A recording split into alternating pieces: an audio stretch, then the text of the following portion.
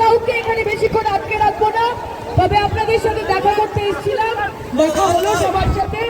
কি মমতা ব্যানার্জিকে আশীর্বাদ করবেন তো? করবেন তো?